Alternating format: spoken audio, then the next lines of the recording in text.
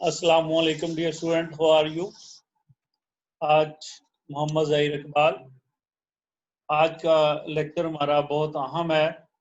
इसलिए अहम है कि इस लेक्चर की बेस के ऊपर आप 85 मार्क्स जो हैं वो ले सकते हैं।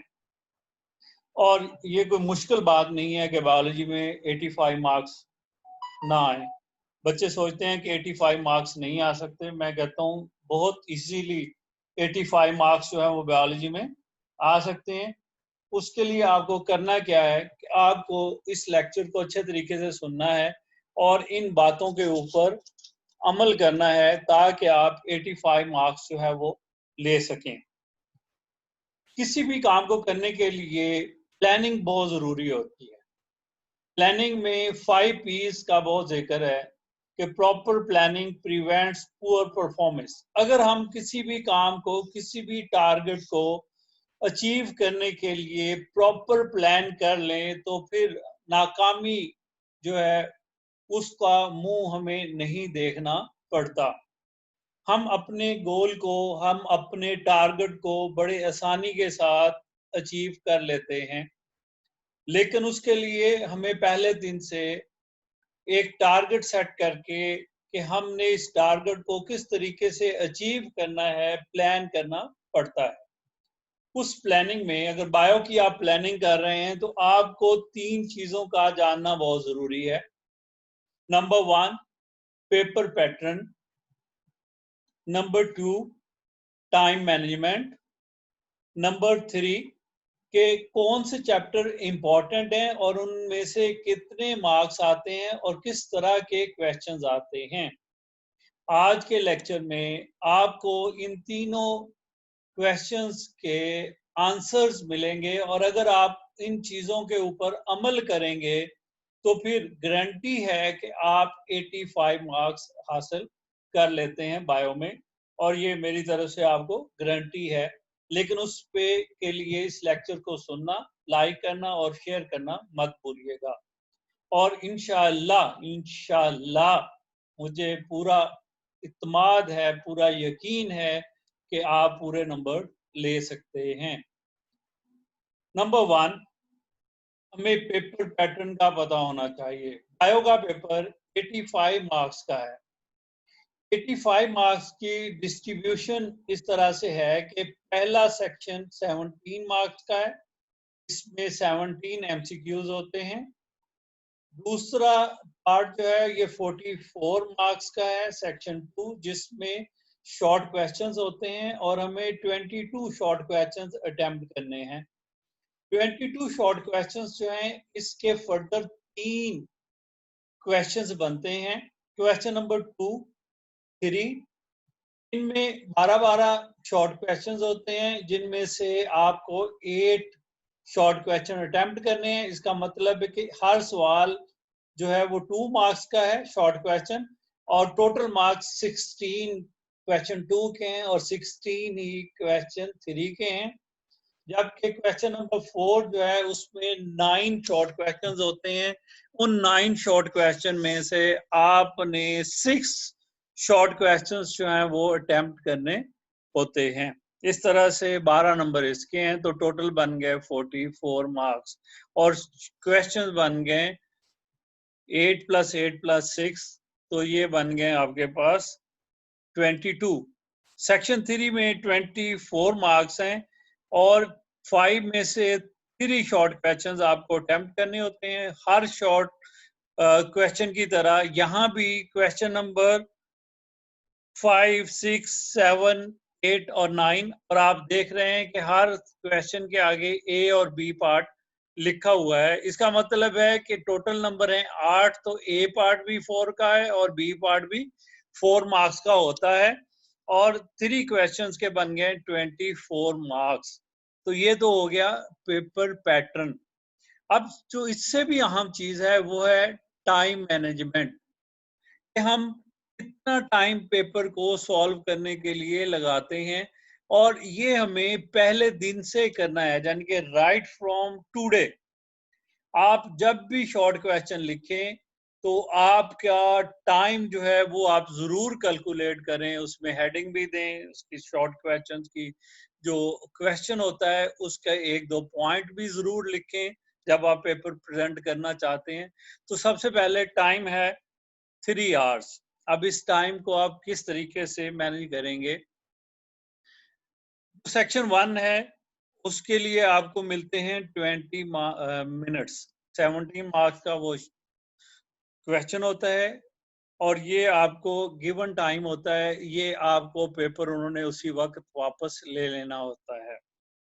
सेक्शन 2 जिसको हम 2 और 3 जिसको हम सब्जेक्टिव पेपर कहते हैं, इसके लिए आपके पास बचे 2 आवर्स 40 मिनट्स, यानी कि ये बन गए 160 मिनट्स टाइम आपके पास। इस 160 मिनट में आपने पेपर भी करना है, सब्जेक्टिव टाइप कंप्लीट करना है और अपने क्वेश्चंस को आप जो आपने पेपर सॉल्व किया है उसको रीचेक भी करना है, क्योंकि अगर आप पेपर रीचेक नहीं करेंगे तो कहीं पे आपने कुछ छोड़ा हुआ हो या कोई गलती जो रह गई हो पेपर में वो आप उसको दोबारा से करेक्ट नहीं कर सकते। तो पेपर रीचेक करने के लिए भी आपके पास एट लीस्ट 10 मिनट जो है वो जरूर होने चाहिए। तो 10 मिनट अगर आप निकाल दें तो इसका मतलब है 2 आवर्स 30 मिनट, यानी कि 150 मिनट्स आपके पास टाइम रह गया। अब आप देखें 22 शॉर्ट क्वेश्चंस आपने करने हैं और अगर आप एक शॉर्ट क्वेश्चन पे 3 मिनट का टाइम आप लगाते हैं तो इसका मतलब है 66 मिनट आपने यहाँ पे कंज्यूम किए। इसमें आपको मार्जिन लाइन भी लगानी है, क्वेश्चन के नंबर भी देने हैं, उसको जहाँ पे आप खत्म कर रहे हैं मार्कर का इस्तेमाल भी करना है और हेडिंग भी देनी है। तो ये तभी पॉसिबल है कि आप विद इन 3 मिनट पेपर जो है शॉर्ट क्वेश्चन सॉल्व कर लें, तभी पॉसिबल है अगर आप उसको पहले दिन से उसी प्लान के मुताबिक पेपर प्रेजेंट कर रहे हैं। सेकंड जो है लॉन्ग क्वेश्चन, उसमें ए और बी पार्ट्स आपको 25 टू 30 मिनट्स में सॉल्व करना है। अगर आप 30 मिनट लगाएंगे तो 30 मिनट में आपको ए और बी पार्ट, यानी कि इसका मतलब है कि एक पार्ट के लिए आपके पास 15 मिनट हैं, जो कि बहुत ज्यादा टाइम है, क्योंकि इस कैलकुलेशन में आप 90 मिनट लगा रहे हैं। 90 मिनट के टाइम को अगर आप कैलकुलेट करें तो इसका मतलब है कि आप सब्जेक्टिव पेपर का जो टाइम आपके पास था वो था 160 मिनट टोटल। उसमें से 10 मिनट हमने रिव्यू पेपर को करने के लिए निकाले, तो बाकी 150 मिनट है। जबकि अगर इन दोनों को हम कैलकुलेट कर रहे हैं तो वो बन गए 156 मिनट। तो हम 6 मिनट ऊपर जा रहे हैं टाइम से, तो इस टाइम को भी आपने मिनिमाइज करना है। अगर आप लॉन्ग क्वेश्चन जो है उसको 25 मिनट में करते हैं तो फिर आपके पास एक्स्ट्रा टाइम बच जाएगा पेपर को रीचेक करने का। तो इसलिए ये बहुत जरूरी है, अगर आप पहले दिन से ही आप टाइम जो है उसको नोट करें कि आप ए पार्ट और बी पार्ट जो है वो कितने टाइम में कर रहे हैं और शॉर्ट क्वेश्चन कितने टाइम में कर रहे हैं, तो आप उस टाइम को ग्रेजुअली एडजस्टेबल कर सकते हैं। उसको ग्रेजुअली आप आहिस्ता आहिस्ता अपनी स्पीड को, पेपर प्रेजेंटेशन को बेहतर करते हुए उस टाइम को मैनेज कर सकते हैं और एट द एंड आप 10 मिनट्स जो है वो सेव कर सकते हैं, जिसमें आप पेपर को रिव्यू कर लेंगे, पेपर को दोबारा से चेक कर लेंगे। तो ये बहुत इंपॉर्टेंट चीज है, इसका आपने हमेशा ख्याल रखना है। इसके बाद बायोलॉजी की असेसमेंट स्कीम है कि कौन से चैप्टर से कितने मार्क्स का पेपर आता है। स्क्रीन पे आपको नजर आ रहा है, मैं जल्दी जल्दी इसको रीड आउट कर देता हूँ। होम्योस्टेसिस 12 मार्क्स हैं, 2 एमसीक्यूज, 3 शॉर्ट क्वेश्चंस और 1 लॉन्ग क्वेश्चन। इसमें आप देख रहे हैं KUA लिखा हुआ है सब में। तो K का मतलब नॉलेज है, U का मतलब अंडरस्टैंडिंग है और A का मतलब है एप्लीकेशन बेस्ड क्वेश्चन। यानी कि नॉलेज बेस्ड क्वेश्चन है, अंडरस्टैंडिंग बेस्ड क्वेश्चंस होते हैं और एप्लीकेशन बेस्ड क्वेश्चंस होते हैं। स्पोर्ट एंड मूवमेंट में भी सेम है, 2 मार्क्स एमसीक्यूज हैं, 3 शॉर्ट क्वेश्चंस हैं और 1 लॉन्ग क्वेश्चन है।